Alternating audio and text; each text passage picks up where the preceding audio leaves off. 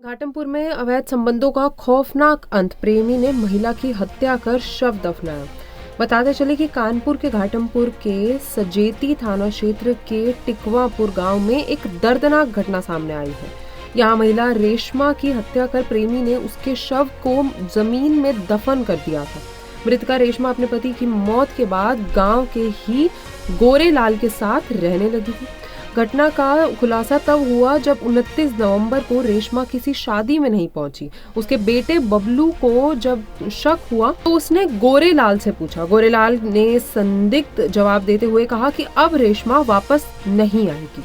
बबलू की शिकायत पर पुलिस ने गोरेलाल को हिरासत में लिया और सख्ती से पूछताछ की तो उसने हत्या की बात कबूल कर ली।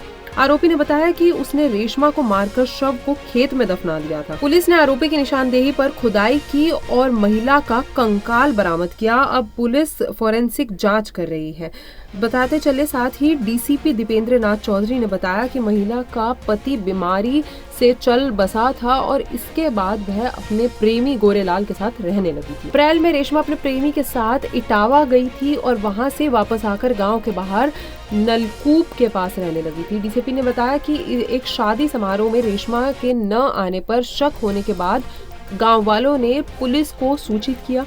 साथ ही पुलिस ने आरोपी को हिरासत में लेकर पूछताछ की और पूरी सच्चाई सामने आई। अब पुलिस ने 2 आरोपियों को गिरफ्तार कर जेल भेज दिया है, जबकि एक आरोपी अभी भी फरार है। आइए जानते हैं इन सब में उनका और क्या कुछ कहना है। सजेती थाना क्षेत्र के अंतर्गत एक महिला की जिसकी पहले वो हत्या कर दी, वो कंकाल उसका बरामद किया। क्या है पूरी घटना और क्या कार्रवाई करेंगे? देखिए, ये ग्राम टिकवापुर है, थाना सजेती का एक गांव है। वहां के रहने वाले बबलू पुत्र राम बाबू ने एक प्रार्थना पत्र थाने पर आकर के दिया कि उनकी माँ रेशमा देवी मिसिंग है और उन्होंने आशंका जताई कि गांव के गोरे और सुरेश और मुन्नू ने उनकी हत्या कर दी है।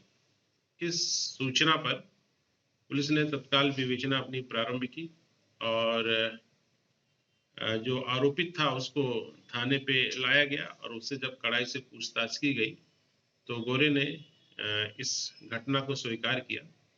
उसके द्वारा ये बताया गया कि 3 वर्ष पूर्व महिला का जो पति था उसका देहांत हो गया था और रिश्ते में इस महिला का देवर लगता है।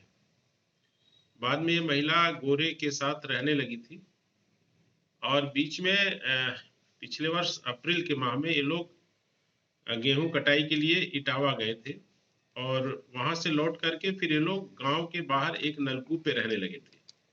बीच में जब महिला नहीं दिख रही थी तो इनके परिजनों को आशंका हुई। फिर बीच में एक शादी में जब महिला नहीं पहुंची गोरे के साथ तो इन लोगों ने उससे पूछा रेशमा के बारे में, तो उसने शराब के नशे में बताया कि रेशमा अब कभी नहीं मिलेगी। इस प्रकार से उनके परिजनों का शक और गहरा हुआ। फिर इसमें पुलिस ने बहुत तत्परता पूर्वक और गहराई के साथ विवेचना की है और अभियुक्त की निशानदेही पर जहां उसने रेशमा को मार करके जिस जमीन में उसको गाड़ा था वहां पर उसकी खुदाई करके नियमानुसार और वहां पर कंकाल को बरामद किया है। उसकी कुछ ज्वेलरीज और उसके कुछ कपड़े जिनके माध्यम से परिजनों ने उसके शव की पहचान की है। शव को इसमें कंकाल को पोस्टमार्टम एवं डीएनए टेस्ट हेतु भेजा गया है और इसमें जो भी वैज्ञानिक ढंग से जो भी विवेचना करनी है वो सारी चीजें हम करेंगे। इसमें फिलहाल अभियुक्त ने चूंकि घटना को स्वीकार किया है, इस आधार पे अभियुक्त गोरे और सुरेश को हिरासत में लिया गया है और उनको नियमानुसार गिरफ्तार करके जेल भेजा जाएगा। भैया ये हत्या कब की गई थी, कब उसने महिला की हत्या की? ये लगभग अप्रैल माह में उसने के द्वारा बताया गया कि अप्रैल माह में उसने इसकी हत्या की थी और अपने कुछ सहयोगियों के साथ उसके शव को जमीन में वहां खेत में गाड़ दिया था और तब से ये इस महिला का कुछ अता पता नहीं था। तो इस प्रकार से बहुत अच्छी प्रकार से संपूर्ण केस का अनावरण थानाध्यक्ष सजेती और एससीपी घाटमपुर की टीम के द्वारा किया गया है। इसमें फॉरेंसिक टीम द्वारा भी घटनास्थल का निरीक्षण किया गया है, अन्य लोगों द्वारा भी घटनास्थल का निरीक्षण किया गया है। इसमें शेष अभियुक्त मुन्नू अभी शेष है, उसकी भी तत्काल शीघ्र ही गिरफ्तारी करके उसको जेल भेजा जाएगा। तो घाटमपुर में इस खौफनाक हत्या ने रिश्तों की सच्चाई को उजागर किया। पुलिस फरार आरोपी की तलाश में जुटी हुई है। ये थी घाटमपुर से बड़ी खबर और ऐसी और खबरों के साथ जुड़ रही है सुदर्शन उत्तर प्रदेश के साथ।